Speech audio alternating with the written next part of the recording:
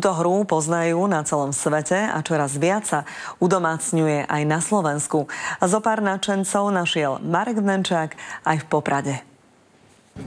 Novodobí dobrodruhovia putujú mestami aj lesom, poklady hľadajú na zemi, pod vodou či v korunách stromov. Zoznam skríž je na internete, stačí si jednu vybrať a zadať súradnice do navigácie. Tuto môže byť niekde. No jasné, je to tady. Je to tady, dobre. Paráda, aká škatula veľká.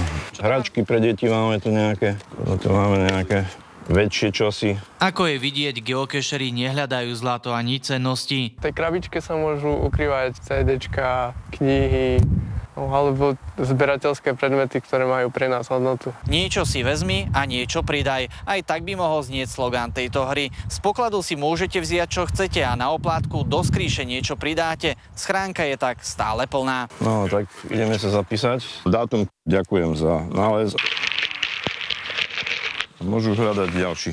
Odmenou je často aj samotná cesta ku skríši. Človek sa dostane na také miesta, ktoré niekedy netuší, že vôbec sú v jeho okolí. Na celom svete je už približne 1,5 milióna úkrytov. Sú aj na Gerlachovskom štíte, na Severnom póle či dokonca vo vesmíre na stanici ISS. Nakazuje to zábavu.